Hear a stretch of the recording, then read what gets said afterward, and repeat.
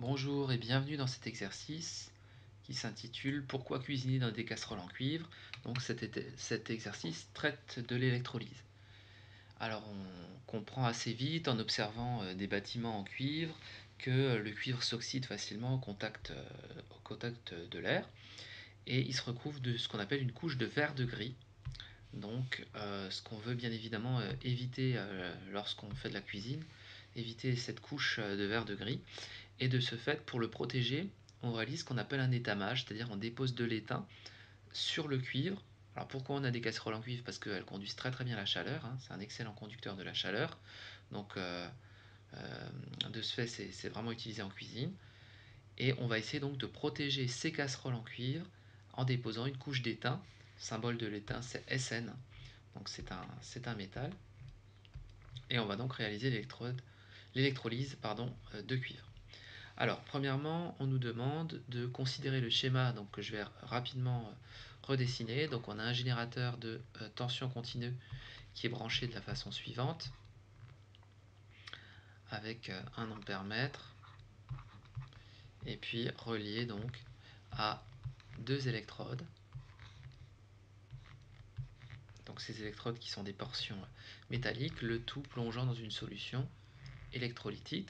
Donc, une solution qui contient des ions. On sait qu'ici, il y a les cations qui sont attirés, les cations, et ici les anions, puisque c'est indiqué sur c'est ce qu'on va pouvoir assez vite comprendre. Première question, donc, indiquer sur le schéma le sens du courant électrique dans le circuit. Eh bien, le courant va du plus au moins. Donc voilà le sens du courant. Et évidemment, le sens des électrons, c'est exactement l'opposé. Les électrons vont du moins au plus. Donc voici le sens des électrons.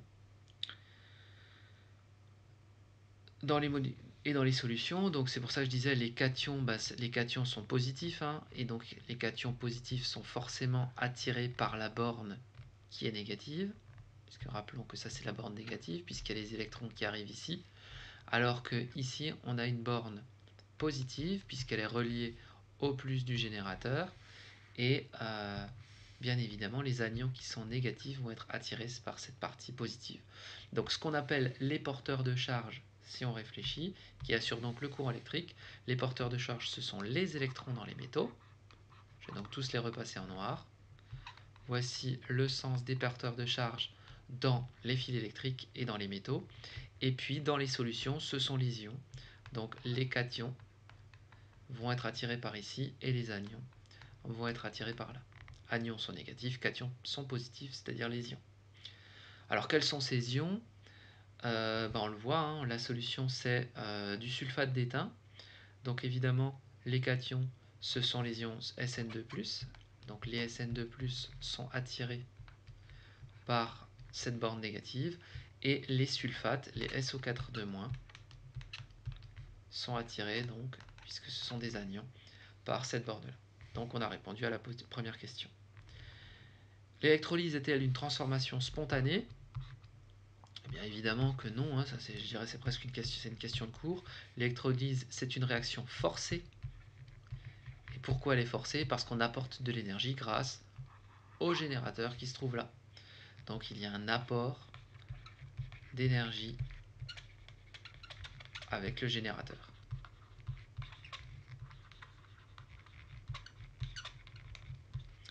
Donc l'électrolyse, c'est vraiment le contraire d'une réaction spontanée, hein, qui serait le cas pour une pile, c'est une réaction forcée. Alors, poursuivons l'exercice. On étudie les réactions aux électrodes en considérant que le solvant n'intervient pas. Question 2.1. La réaction se produisant à l'électrode A reliée à la borne négative du générateur est-elle une oxydation ou une réduction justifiée? En déduire le nom de chaque électrode. Alors, je refais rapidement le schéma du générateur. La première électrode, c'est un petit peu grossier, mais bon, l'essentiel c'est qu'on comprenne l'idée. La solution donc électrolytique, et surtout ce qui est important de bien comprendre, ce sont les électrons. Les électrons font ça.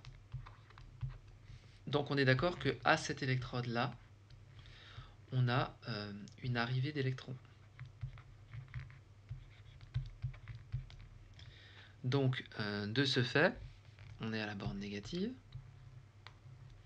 Ici, borne positive.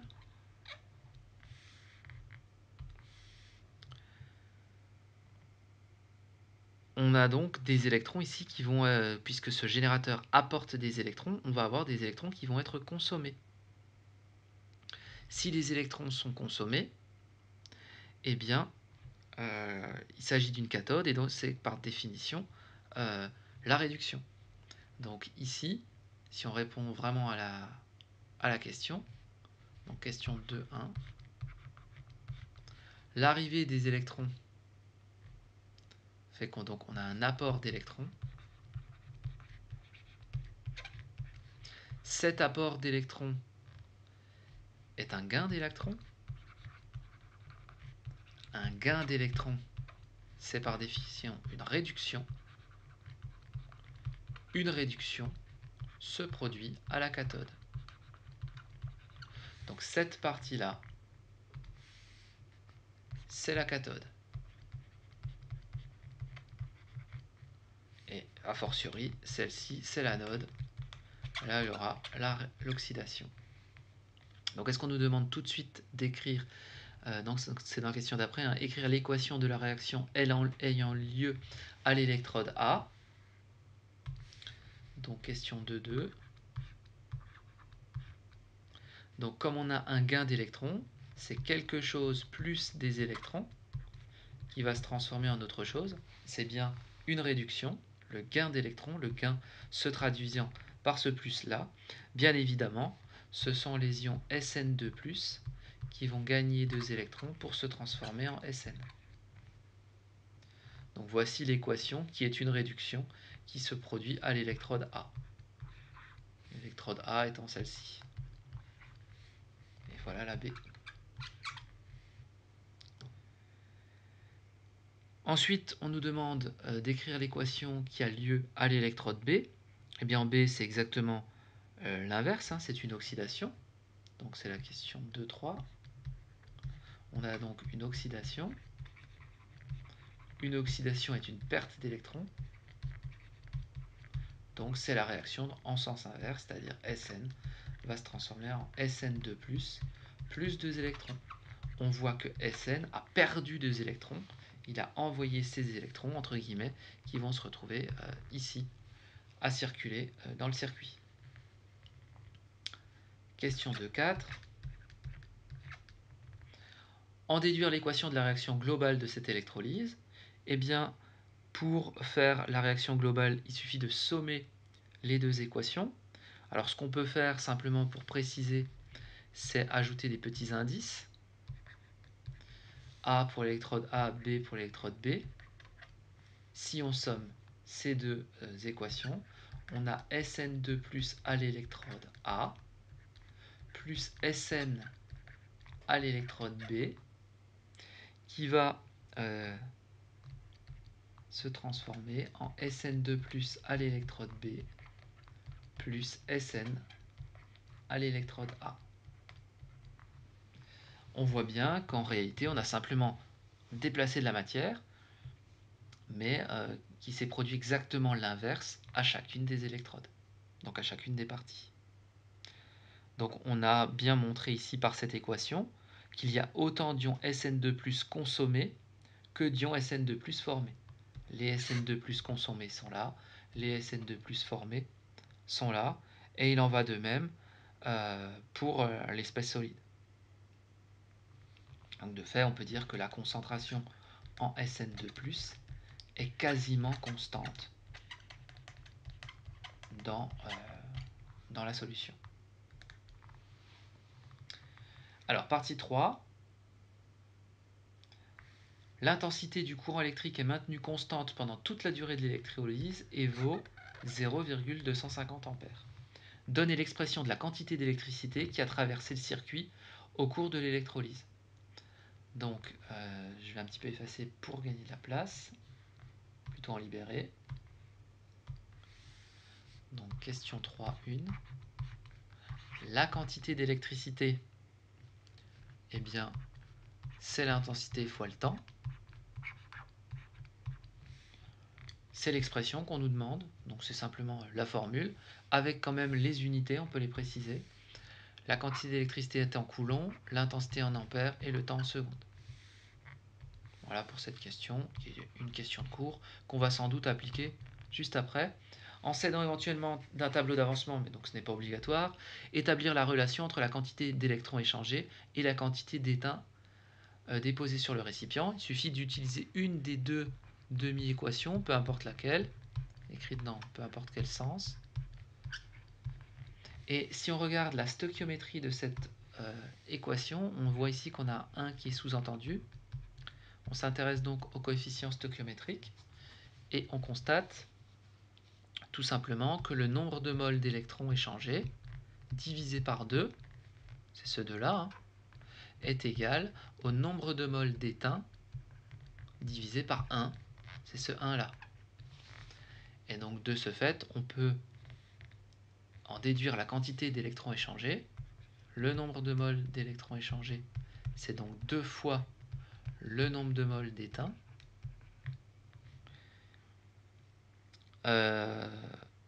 Qu'on va pouvoir bien entendu calculer. Alors, si je regarde bien les questions dans l'ordre, il nous demandait simplement la relation entre la quantité d'électrons échangés et la quantité d'étain déposé. Donc question 3.2, on a répondu en écrivant ceci. C'est juste la relation. 3.3, donner la relation entre la quantité d'électricité Q et la quantité d'électrons échangés aux électrodes. Donc Q par définition, en fait, c'est le nombre de moles d'électrons échangés fois le Faraday étant la charge portée par une mole d'électrons. Le Faraday est donné, il vaut toujours 96 500 coulomb-1. Donc on connaît la valeur, bon, on peut éventuellement faire le calcul. Pour l'instant, c'est simplement, là encore une fois, la relation qui est demandée. Donc la réponse à la question, c'est uniquement cette partie-là. 3.4.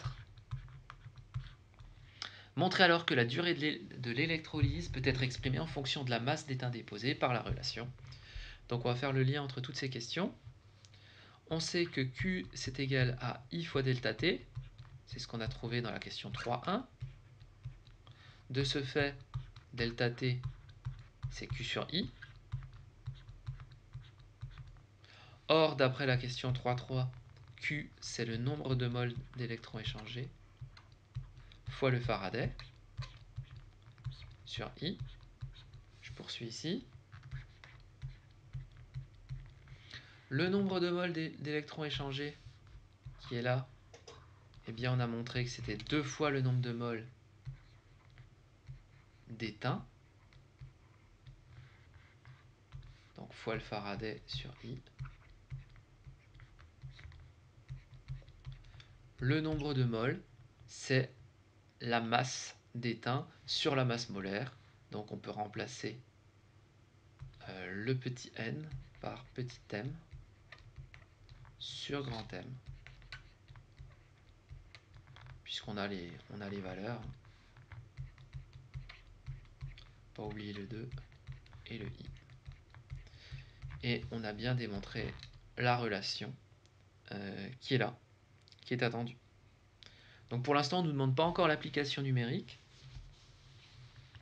Donc on peut poursuivre hein, et utiliser cette relation.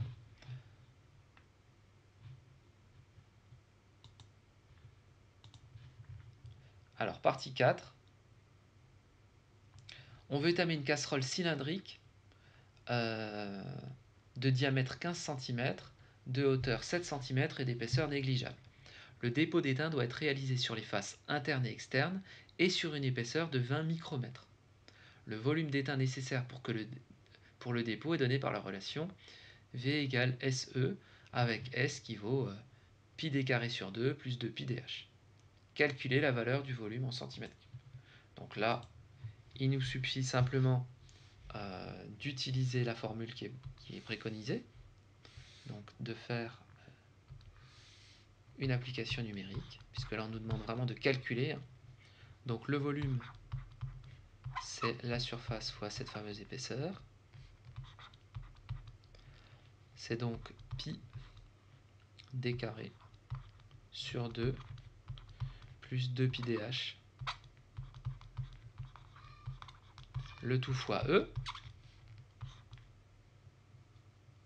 Attention à bien convertir, puisqu'on veut des centimètres cubes, on va convertir E en centimètres.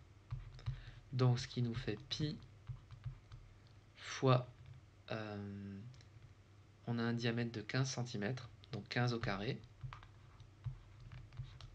sur 2, plus 2 pi fois 15 fois 7. Bien évidemment, je mets tout en centimètres, puisqu'on veut des centimètres cubes. Mais attention de bien mettre aussi l'épaisseur, qui est en micromètres, 20 micromètres. Ça fait donc 20 fois 10 moins 4 cm. Et on fait l'application numérique. On a 2 cm3.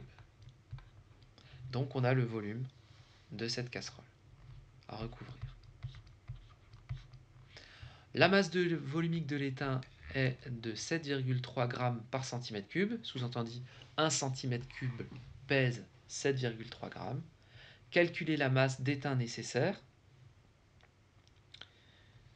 Eh bien, la masse, c'est la masse volumique fois le volume, bien évidemment.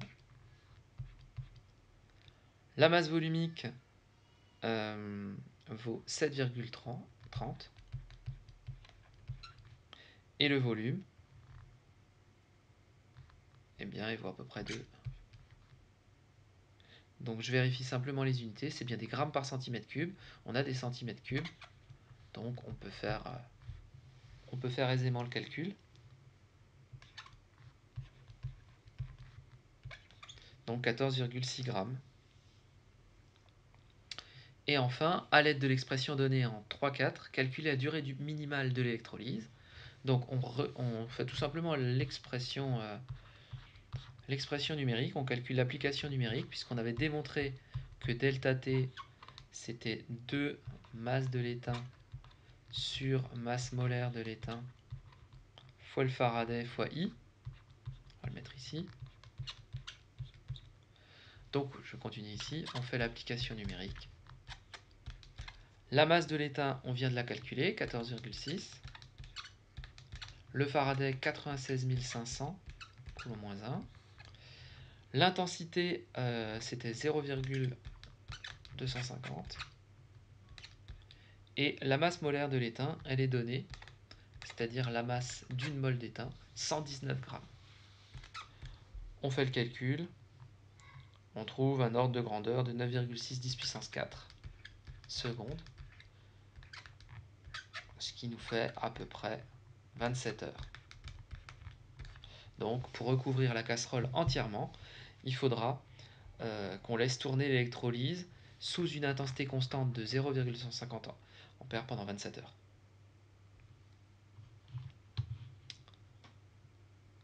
Alors, deuxième partie, pourquoi ne pas utiliser un autre métal? Problème du cuivre, effectivement, c'est qu'il est cher et que l'électrolyse est un processus coûteux, puisqu'on va utiliser évidemment du métal, mais aussi payer l'électricité pendant longtemps. Le fer, par exemple, est beaucoup moins onéreux, mais il rouille, donc peut-être pas forcément le meilleur choix. La rouille apparaissant sur le fer est le résultat d'une réaction d'oxydoréduction. Les couples, on nous donne les couples oxydant-réducteurs en présence, donc Fe2O3H2O et Fe, et puis O2H2O. Donc ça c'est la rouille, hein.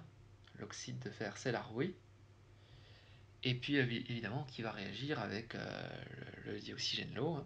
Et on nous donne la demi-équation associée au premier couple. Donc il y en a déjà une qui est donnée, qui est équilibrée. Donner la demi-équation électronique associée au second couple. Donc il suffit là qu'on écrive l'équation, la demi-équation d'oxydoréduction, donc associée au couple O2H2O. On a bien sûr l'oxydant, donc les électrons seront du côté de l'oxydant, et le réducteur. Donc il ne nous reste plus qu'à équilibrer cette demi-équation. Donc c'est O2 qui va se transformer en H2O. On est certain que les électrons sont du côté de l'Occident. On voit qu'il faut 2 oxygènes d'après cette équation. Donc on va mettre 2 oxygènes. Mais du coup il y a 4 hydrogènes. Donc il va falloir ajouter 4 H+. Et pour que l'équation soit équilibrée en charge, on a 4 charges positives. Donc on va mettre 4 électrons pour avoir 4 charges négatives et assurer la neutralité. Donc là, on a équilibré la demi-équation.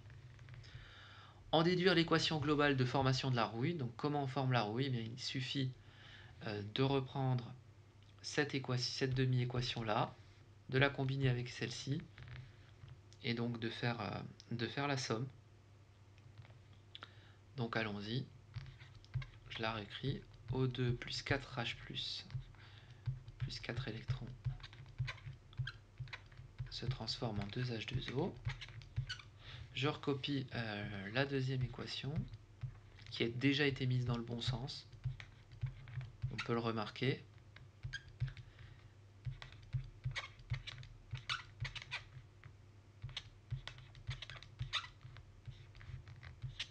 Plus 6H+,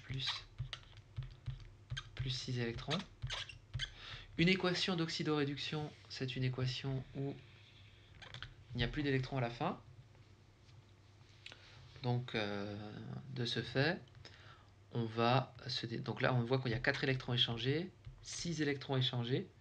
Donc, la première équation, on va la multiplier par 3 pour trouver le plus petit commun multiple. Et la deuxième, on va la multiplier par 2. Puisque 3 x 4, ça fera 12 électrons. Et 6 x 2, ça fera 12 électrons. Les électrons finiront par se simplifier. Et donc, qu'est-ce qui nous reste quand on fait la somme?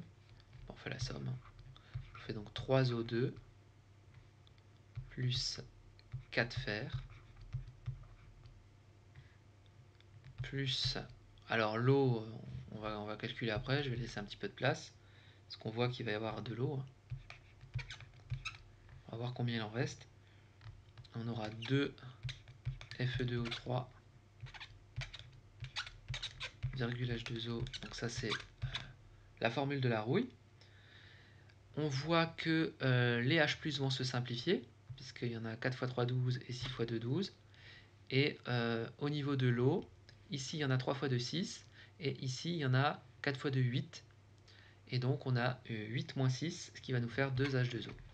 Et voici l'équation qui se produit, c'est-à-dire l'équation de formation de la rouille. L'oxygène de l'air réagit avec le fer et se transformera donc, et l'eau bien évidemment, en rouille qui est symbolisée ici. Dernière question.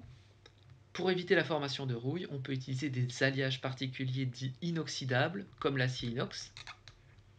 On peut aussi protéger le fer par des vernis, des peintures ou des traitements de surface. Mais le procédé le plus répandu est l'étamage de l'acier. On obtient ici ce qu'on appelle du fer blanc, utilisé pour les boîtes de conserve, les canettes de boissons aussi, bien entendu. Par analogie avec l'étamage du cuivre, proposer un schéma d'électrolyse pour une boîte de conserve en disposant les électrodes de façon à ce que le dépôt d'étain se fasse de façon uniforme sur la face interne de la boîte. Donc, finalement, on va réutiliser ce qu'on a vu tout à l'heure. Donc, il faut dessiner une boîte de conserve, puisque c'est de ça dont il est question. On va mettre dans la boîte de conserve, puisqu'on veut s'intéresser à l'intérieur, un morceau d'étain. Donc, une électrode en étain pur, SN solide. Bien évidemment, ça c'est une des électrodes. La boîte de conserve, ça constitue l'autre électrode qu'on va relier à un générateur.